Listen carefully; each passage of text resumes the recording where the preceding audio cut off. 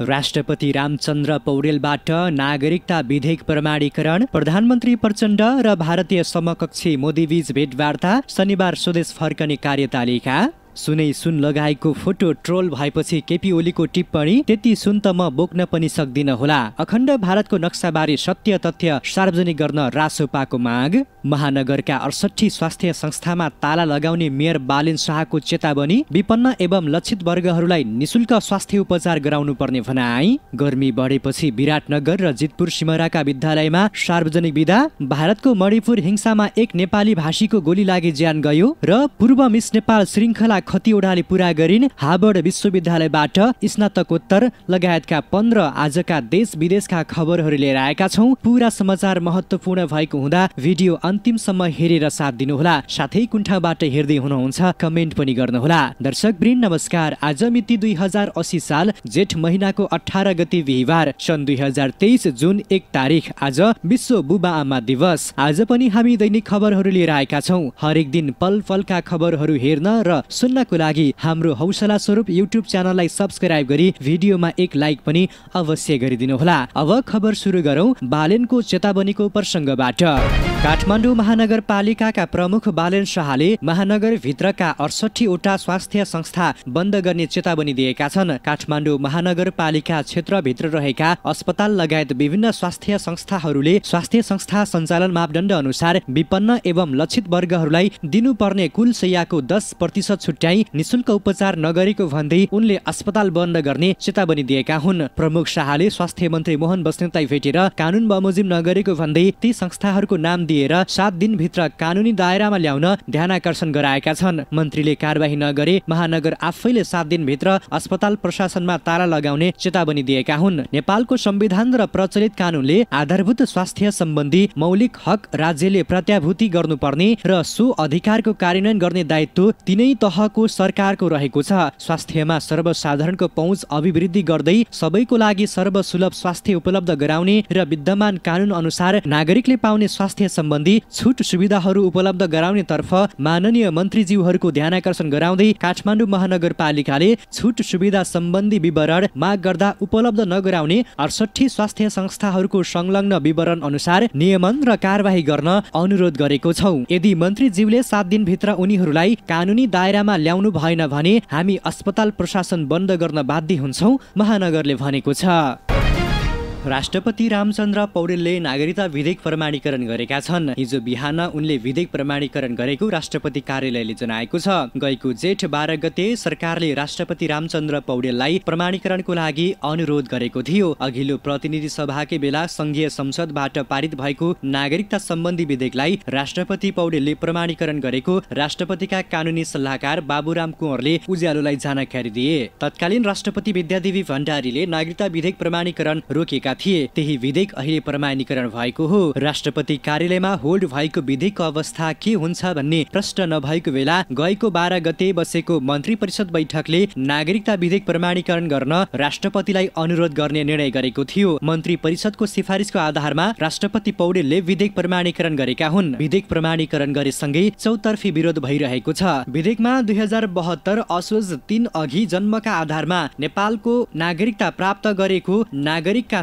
सन्तानले बुबा र आमा दुवै नेपालको नागरिक रहेछन् भने निजको उमेर 16 वर्ष पूरा भएपछि वंशजको आधारमा नेपालको नागरिकता प्राप्त गर्ने उल्लेख छ। कानुन नहुँदा यसअघि जन्मको आधारमा नागरिकता लिएका सन्तान मध्ये 5 लाख भन्दा धेरैले नागरिकता लिनबाट वञ्चित भएको तथ्याङ्क छ। यस्तै नेपालभित्र फेला परेको पितृत्व र मातृत्वको ठेगाना नभएको नाबालकलाई पनि निजको बुबा वा आमाको पत्ता नलागेसम्म वंशजको नाताले नेपालको नागरिक मान्ने, नेपालको नागरिक आमाबाट नेपालमा जन्म भई नेपालमा नै बसोबास गरेको र बुबाको पहिचान हुन नसकेको व्यक्तिले वंशजको आधारमा नेपालको नागरिकता प्राप्त गर्ने प्रावधान पनि छ। यस्तै विदेशी नागरिकसँग विवाह गरेकी नेपाली महिलाबाट नेपालमा जन्मिएको व्यक्तिले नेपाली नागरिकता लिँदाका बखत निजको आमा र बुबा दुवै नेपाली नागरिक रहेमा त्यस्तो व्यक्तिले वंशजको आधारमा नेपालको नागरिकता प्राप्त गर्ने लगायतका प्रावधान विधेयकमा राखिएको छ। प्रधानमन्त्री प्रचण्ड भारत जानु पूर्व विधेयक पास हुनुलाई शंकाको दृष्टिले पनि हेरिएको छ।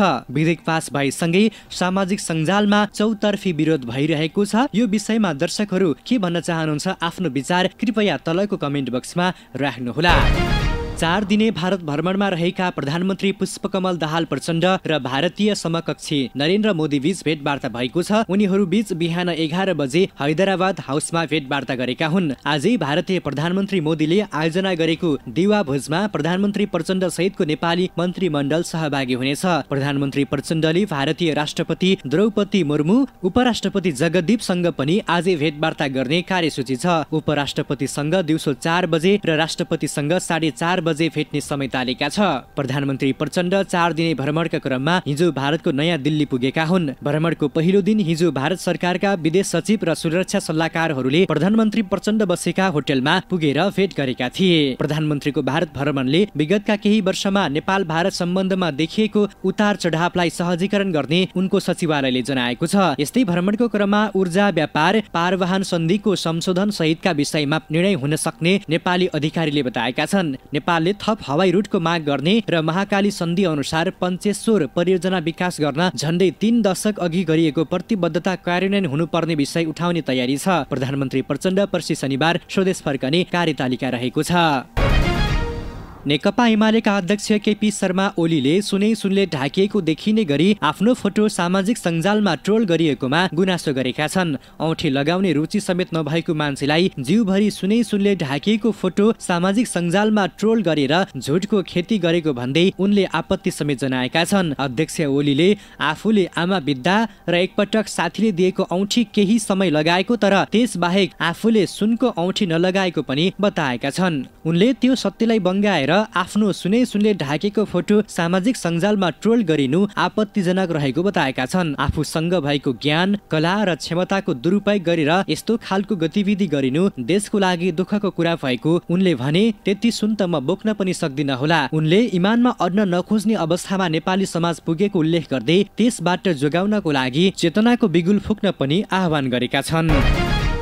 उपप्रधान एवं गृहमन्त्री नारायण काजी श्रेष्ठले सरकार राष्ट्रिय सार्वभौमिकता, भौगोलिक अखण्डता, स्वाधीनता र स्वाभिमानको पक्षमा दृढ रहेको बताएका छन्। बुधबार मन्त्रालयमा राष्ट्रिय प्रजातान्त्रिक युवाको संगठनले बुझाएको ज्ञापन पत्र लिँदै गृहमन्त्री श्रेष्ठले यस्तो बताएका हुन्। उनले नेपालको राष्ट्रियतासँग सम्बन्धित मुद्दाहरूमा सरकारको ध्यानाकर्षण भएको बताएका छन्। उनले राष्ट्रिय हित विपरीतका गतिविधिमा कुनै सम्झौता नहुने पनि स्पष्ट पारेका छन्। युवा संगठनले भारतमा गएको आइतबार उद्घाटन भएको नयाँ संसद भवनमा अखण्ड भारतको नक्सामा नेपालको सार्वभौम सत्ता, राष्ट्रिय अखण्डता र राष्ट्रियता विरुद्ध नेपालको भूभाग समेटिएको प्रति ध्यानाकर्षण गराएको छ। भारतले सीमा अतिक्रमण गरेको, सीमावर्ती क्षेत्रमा अपराधिक क्रियाकलाप गरेको भए पनि सरकारले कुनै चासो नदिएको भन्दै संगठनले सरकारको ध्यानाकर्षण गराएको हो।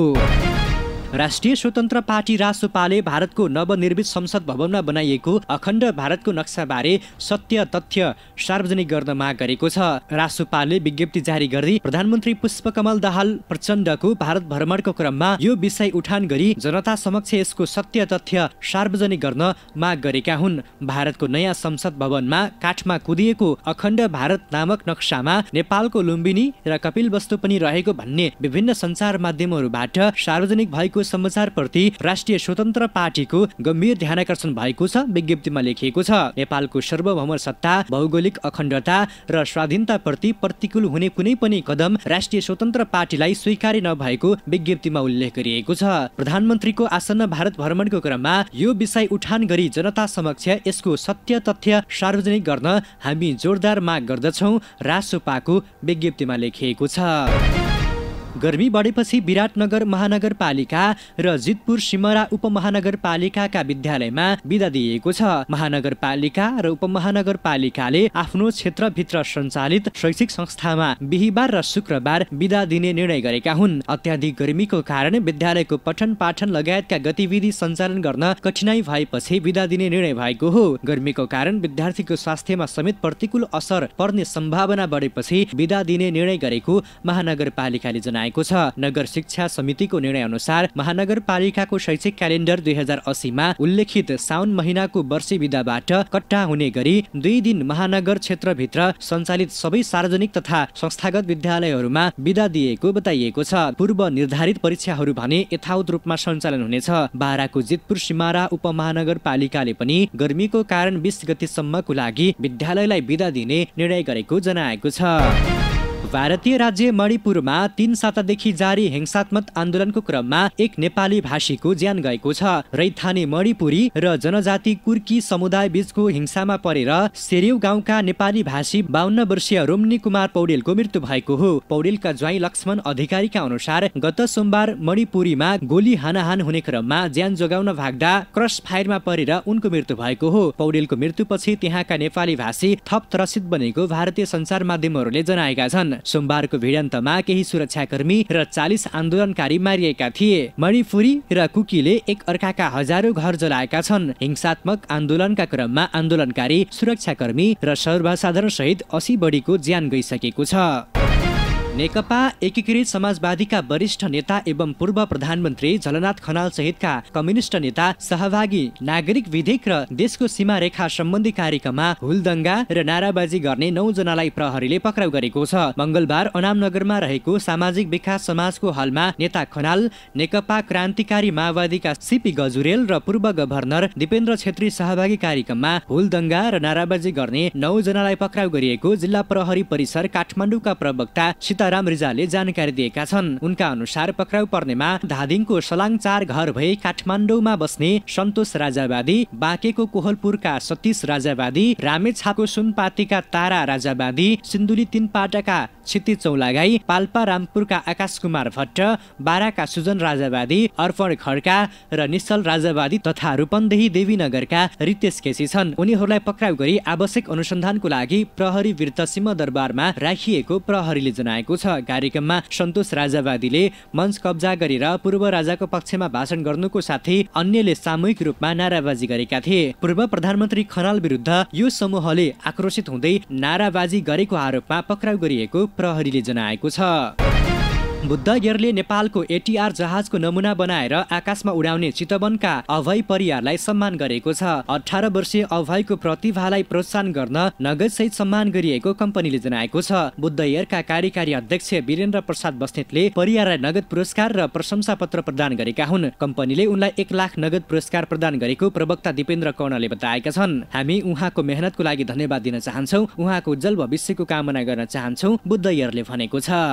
र पूर्व मिस नेपाल श्रृङ्खला खती उडाले अमेरिकाको हार्वर्ड विश्वविद्यालयबाट स्नातकोत्तर उत्तीर्ण गरेकी छिन्। आर्किटेक्चरमा स्नातक गरेकी खती उडाले शहरी विकासमा स्नातकोत्तर गरेकी हुन्। उनले इन्स्टाग्राममा केही तस्बिर सार्वजनिक गर्दै आफूले स्नातकोत्तर उत्तीर्ण गरेको जानकारी दिएकी छन्। मैले ग्रेजुएसन गरे, अब मलाई आर्किटेक्ट र अर्बन प्लानर भन्न सक्नुहुन्छ, उनले लेखेकी छन्। उनले परिवारको साथ सहयोगले आफ्नो पढाइ पूरा गर्न सकेको बताएकी छन्। ग्रेजुएसन समारोहमा सहभागी हुन उनका आमा बुबा अमेरिका पुगेका थिए। हाम्रो तर्फबाट पनि श्रृङ्खला खतिवडालाई बधाई तथा शुभकामना।